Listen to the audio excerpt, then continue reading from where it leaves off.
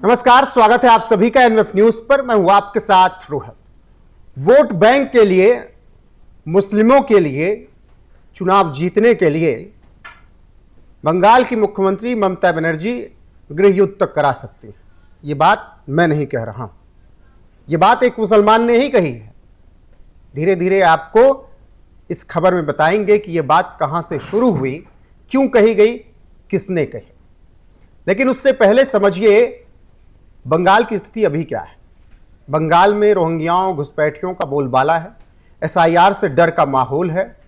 Border पर इस वक्त आप रोज तस्वीरें देख रहे होंगे कि लाइन लगी हुई है भागने की, क्योंकि एसआईआर के दौरान प्रूफ मांगे जा रहे हैं और प्रूफ नहीं मिल रहा। खबर यहां से शुरू होती है, रोक कर रखिएगा ये तस्वीर।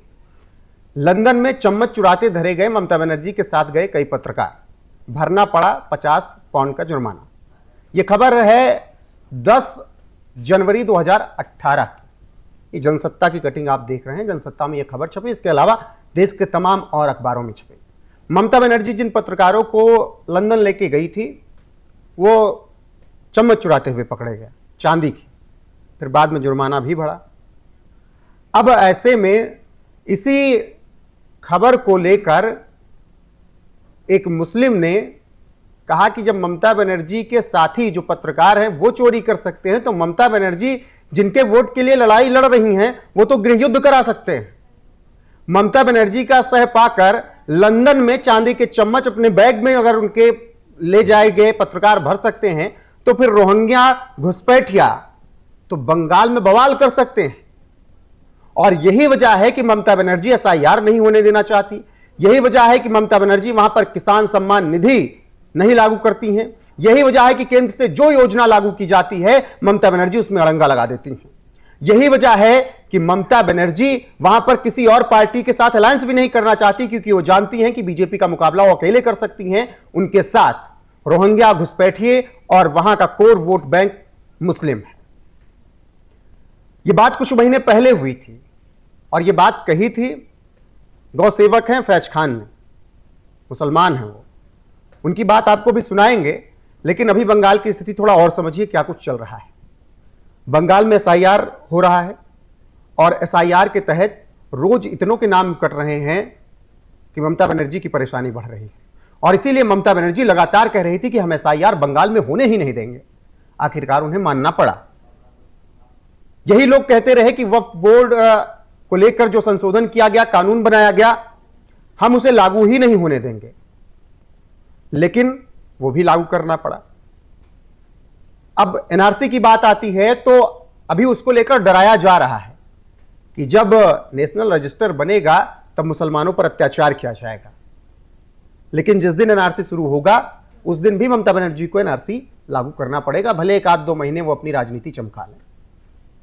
लेकिन अब जब पश्चिम बंगाल के चुनाव नजदीक आ रहे हैं तो ममता बनर्जी को लेकर जो बातें कुछ वक्त पहले कही गई हैं उनका फिर से जिक्र हो रहा है।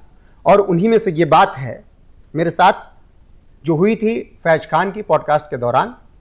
ये उस वक्त की बातचीत है जब बंगाल में मुर्शिदाबाद का माहौल बना हुआ था, जब बंगाल में लगातार हिंदू त्योहारों पर पत्थरबाजी हो रही थी, आगजनी हो रही थी, हिंसा हो रही थी। अप्रैल महीने की बात है 2025 की, इसी साल की शुरुआत की। और उस दौरान फैज खान एनएफ न्यूज़ आए। एनएफ न्यूज़ में पॉडकास्ट के दौरान उनसे ये बातचीत हुई। आप लोगों ने वो पॉडकास्ट देखा, काफ़ी वायरल रहा। लगभग 12 लाख लोगों तक वो पॉडकास्ट पहुंचा। जिन्होंने देखा, पहुंचा तो बहुत सारे लोगों के पास, 12 लाख तक अभी व्यूज़ जब मैं बात कर रहा हूं तब है। उसकी क्लिप्स बहुत वायरल हुई और उसी में ये बात भी वायरल हुई कि वोट बैंक मुस्लिमों के लिए, रोहिंग्याओं के लिए, घुसपैठियों के लिए ममता बनर्जी बंगाल में गृह युद्ध करवा सकती हैं चुनाव आते आते। फैज खान से मेरा सवाल यही था कि एक राज्य की बात होना बेहद जरूरी है क्योंकि स्थितियां वहां पर गंभीर हैं। सवाल मेरा यह था कि क्या पश्चिम बंगाल हाथ से निकल रहा है। तो फैज खान ने उससे शुरुआत की कि लंदन में चम्मच चुराते हुए पकड़े गए थे इनके लिए गए हुए पत्रकार। तो जो ममता के हाथ रखने पर चम्मच चुरा सकते हैं, विदेश में भारत की इज्जत को उनका थोड़ा भी ख्याल नहीं रखना था, फिर बाद में चांदी की चम्मच पकड़ी गई और जुर्माना लिया गया। अगर वो ममता बनर्जी किसी पे हाथ रख देंगी तो वो तो गृह युद्ध कर देंगे, वो तो बवाल कर देंगे, वो तो मारकाट पर उतारू हो जाएंगे क्योंकि मुख्यमंत्री का हाथ है। तो इसीलिए मैंने कहा कि वोट बैंक मुस्लिमों के लिए ममता गृह युद्ध करा सकती हैं। ये मेरा बयान नहीं है, यह बयान गौ सेवक राष्ट्रवादी मुस्लिम फैज खान का है। फैज खान के बयान के साथ आपको छोड़े जाते हैं। बाकी आपको बंगाल की स्थितियां जैसी उस पर क्या कुछ कहना, कमेंट सेक्शन में जरूर बताएं। बने रहे हमारे साथ लगातार। नमस्कार। एक और प्रदेश की बात होगी, पश्चिम बंगाल हाथ से निकलता जा रहा है। जिस तरीके की स्थितियां वहां पर बन रही, और ममता बनर्जी को सूट भी कर रहा है चीजें कि उनका वोट बैंक मजबूत हो रहा है। 2018 में ममता बनर्जी लंदन गई थी अपने कुछ विशेष पत्रकारों को लेकर। सीसीटीवी कैमरे में रिकॉर्ड हुआ 5 स्टार होटल के रेस्टोरेंट से उनके प्रिय पत्रकार लोग चांदी का चम्मच चुरा रहे हैं। चांदी के चम्मच के लिए इनके प्रिय पत्रकार इतने नीचे गिर सकते हैं। सीसीटीवी में रिकॉर्ड हुआ, उनकी तलाशी ली गई, चांदी के चम्मच निकले। यानी कि ये पैसे के लिए, धन के लिए, वोट बैंक के लिए देश को लंदन में जाके बदनाम कर सकते हैं, तो देश में ये गृह युद्ध भी करवा सकते हैं। आयुष्मान कार्ड योजना 5 लाख एक गरीब को मिल सकता था। दिल्ली के केजरीवाल ने भी नहीं उसको लागू होने दी। पश्चिम बंगाल में ममता बनर्जी भी लागू नहीं होने दे रही है। ये कितनी गिरी हुई हरकत है, आप सोच सकते हैं। और देश को गृह युद्ध में मुस्लिम तुष्टीकरण के लिए, रोहिंग्याओं को बसाने के लिए, वोट बैंक बढ़ाने के लिए ये देश में दंगे फसाद करवा रही है। पुलिस पर हमले हो रहे हैं, पुलिस को मना कर दिया है कोई कार्रवाई ना करो। दंगाइयों पर लाठीचार्ज नहीं हो सकता, उन पर गोली नहीं चलाई जा सकती, पुलिस वाले मार खा रहे हैं। तुष्टीकरण की राजनीति में ममता बनर्जी इस हद तक गिर चुकी हैं। ममता बनर्जी, ये देश रहेगा तभी बंगाल रहेगा। तुष्टीकरण में आपने इतना निकृष्ट काम मत कीजिए कि देश की सुरक्षा व्यवस्था दांव पे लग जाए। वक्फ कानून भी लागू नहीं। अच्छा, वो मतलब अजीब बचकानी बात है, लोग संविधान पढ़ते नहीं है। सुप्रीम कोर्ट को आप हाई कोर्ट में चैलेंज कर सकते हो क्या? नहीं कर सकते। अरे संसद ने कानून बनाया, आप विधानसभा में नहीं आने दोगे, कहते हो लागू होगा, होकर रहेगा, मुसलमानों को उसका हक मिलेगा। ये आपने बहुत बड़ी बात कही कि ममता बनर्जी देश को गृह युद्ध में डाल सकते हैं, डाल ही रही हैं। तो उनको सावधान रहे। अब काम हुम्बा हुम्बा, रुम्बा रुम्बा, डुम्बा डुम्बा, बम्बा बम्बा, इससे काम नहीं चलेगा। ममता दीदी, देश का मुसलमान जाग गया है, देशहित में काम। ममता बनर्जी ने कहा कि अगर एसआईआर होगा तो बंगाल के अंदर दंगे होंगे, और केवल दंगे ही नहीं, बहुत सारे उसके ऐसे परिणाम होंगे जो भयावह होंगे।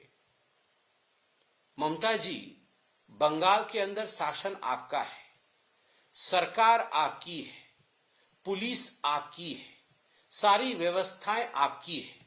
फिर भी जब आप कह रहे हैं कि बंगाल के अंदर दंगे होंगे, तो दंगा तो कोई दूसरा नहीं करवाएगा, दंगे आप कराएंगे, क्योंकि सरकार की बागडोर आपकी है, पुलिस आपकी है। मतलब ममता जी, आप धमकी दे रही हैं कि अगर एक संवैधानिक प्रक्रिया बंगाल के अंदर होगी जो कि भारत के संविधान की मान्यता के अनुसार होगी, तो बंगाल की मुख्यमंत्री दंगा करवा देंगी और भयावह परिणाम बंगाल के अंदर सृजित करवाएंगी। यह गैर संवैधानिक भाषण, यह चौंकाने वाला है कि एक मुख्यमंत्री इस प्रकार से कह सकती है। कितना गैर जिम्मेदाराना है। Do you think you are above the constitution of the India? Do you think that you can take law into your own hand? This does not reek of a chief minister's behavior. Constitutional propriety is one of the cornerstones of a chief minister's behavior.